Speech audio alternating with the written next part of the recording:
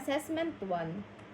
Why is form handling and validation important in web development, particularly in terms of data integrity and security? Form handling and validation are crucial in web development because they ensure that the data entered by user is accurate, complete, and secure. Proper validation checks the data format and prevents error like incomplete or incorrect entries, which helps maintain data integrity. Additionally, validation helps block malicious data such as SQL injections or scripts, protecting the site and user information from security threats. 2. What are some Laravel features that help prevent security vulnerabilities such as SQL injection and cross-site request forgery (CSRF) when handling form data? Laravel protects against security risks which features like SQL injection prevention, prepared statements in Eloquent, and Query Builder. CSRF tokens, built-in tokens, prevent unauthorized requests. Data validation ensures input is clean and meets criteria.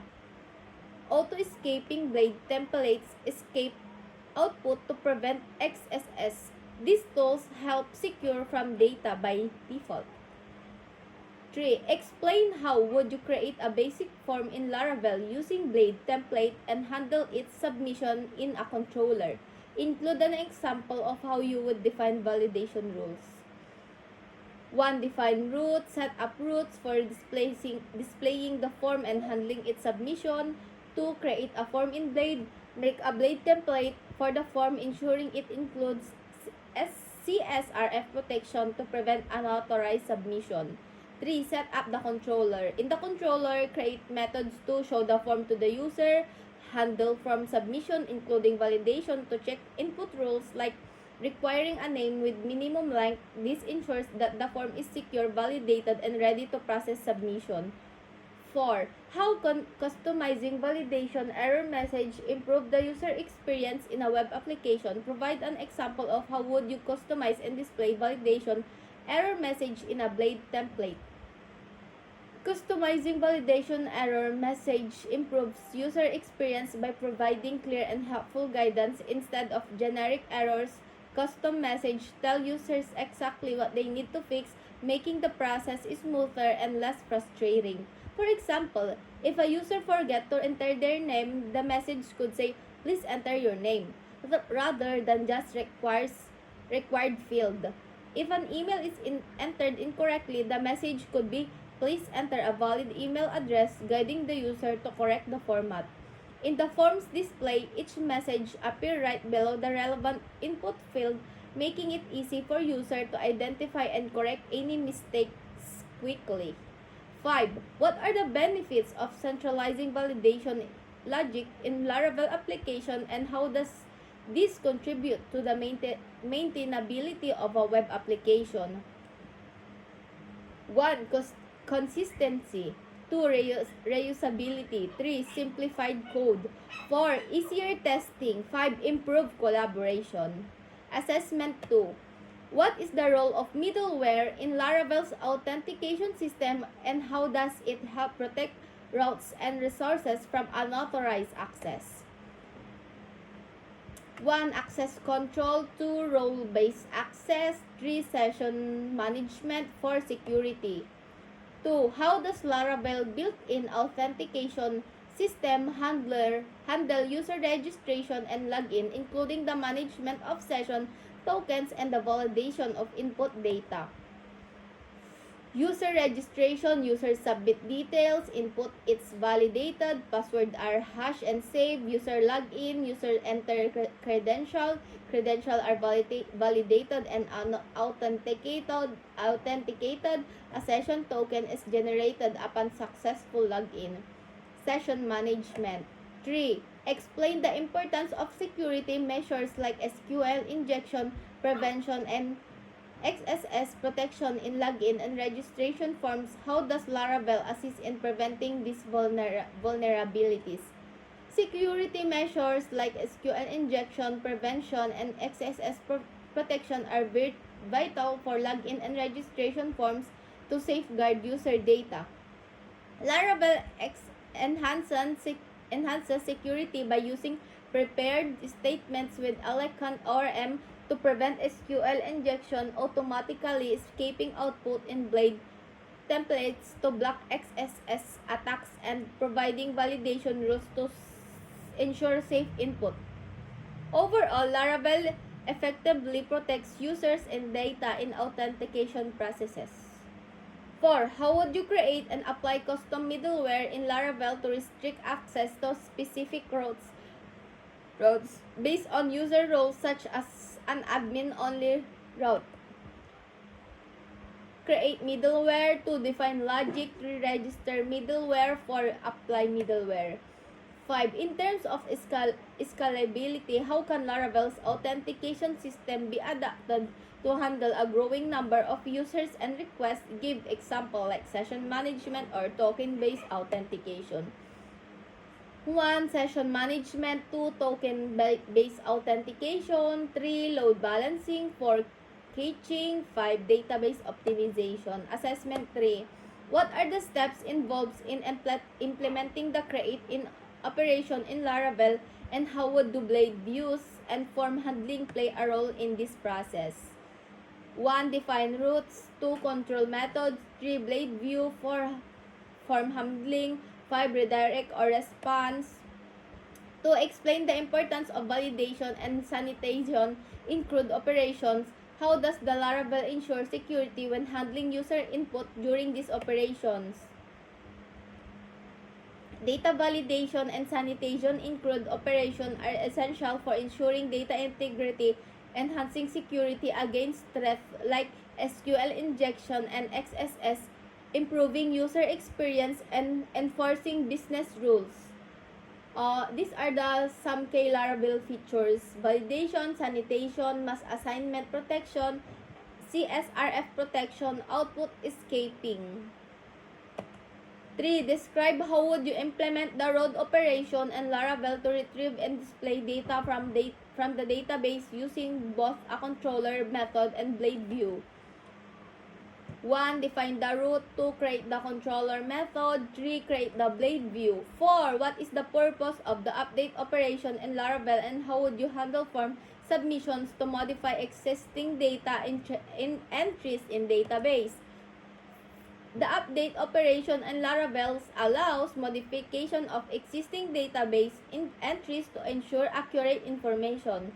It involves defining routes for the edit form and update submission, creating controller methods to retrieve and validate data, designing a blade view with pre-filled information, and redirecting users with a success message after update. 5. How can you ensure that the delete operation in Laravel is secure and prevents accidental or unauthorized data removal? What role does validation play in this process? 1. Authorization. 2. Confirmation prompt. 3. Soft deletes. 4. Logging. Assessment 4. What is the purpose of Google reCAPTCHA, and how does it enhance the security of web applications when integrated with forms? Google reCAPTCHA is using security service that verifies user authenticity to protect websites from spam and abuse. It prevents automated form submission, ensures real user interaction, reduces spam, and employs dynamic challenges to thwart bots. Overall, reCAPTCHA enhances web security, filtering out bots and verifying legitimate user. 2. Describe the process of obtaining and registering the CAPTCHA site and secret keys from Google. Why is it important to update the domain when moving from localhost to a production environment?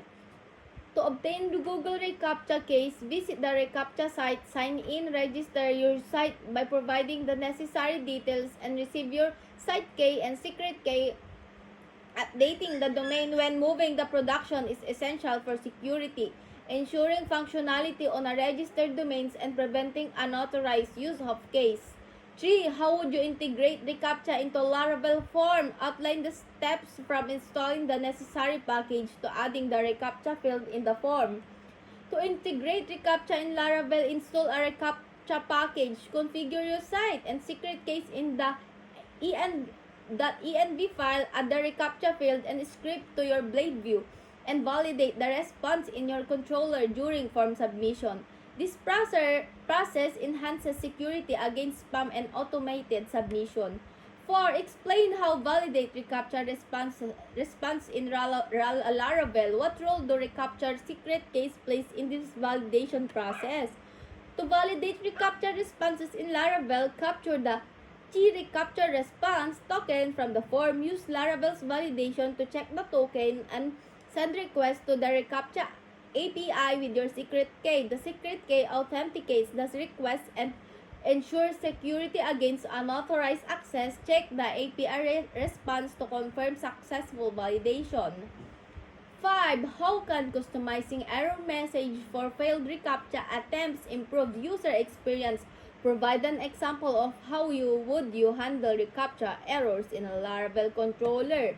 Customizing error message for failed reCAPTCHA attempts enhance user experience by providing clarity, encouragement, and guidance. In a Laravel controller, validate the reCAPTCHA response, return a specific message like "Please confirm you're not a robot" and display it to the user. This approach helps users understand the issue and encourages them to resubmit the form. Assessment 5. What is the purpose of integrating OTP functionality into a Laravel application and how does it enhance security for users? Integrating one-time password OTP functionality in Laravel enhances security for user authentication and transactions by requiring temporary code sent via SMS or email. This approach adds two-factor authentication, ensures real-time user verification, mitigates risk from credential theft, and validates user action, ensuring only authorized user can access sensitive areas. 2. Describe the process of generating and sending an OTP via email in Laravel. What configuration steps are needed in the .env file to set up email functionality? To generate and send an OTP via email in Laravel, create a unique OTP for user request and optionally store it with an expiration time. Use Laravel's mail function to send the OTP and allow user to enter and validate it. Proper email configuration, including the mail driver and SMTP details in the .env file, is essential for functionality. Explain how you integrate an SMS OTP service using Twilio in Laravel. What configurations are required in the env file and the controller to send OTP via SMS? 1. Set up Twilio. 2. Install SDK. 3. Configure the env. 4. Create service and controller. 5. Define route. This enables Laravel to send OTP through Twilio SMS. 4. How can you handle OTP in Laravel? Describe the process of validating the OTP and necessary steps to handle success or failure in the verification. Store OTP with timestamp. Validate success, failure. This ensures secure verification. 5. Summary of key customization for OTP handling. 1. Helpful message. Guide user if the code is wrong or expired. Limited tries. Allows a few attempts to enter the code. Request a new code. Time warning. Easy code. Success message. These features enhance usability and user experience. Tapos na!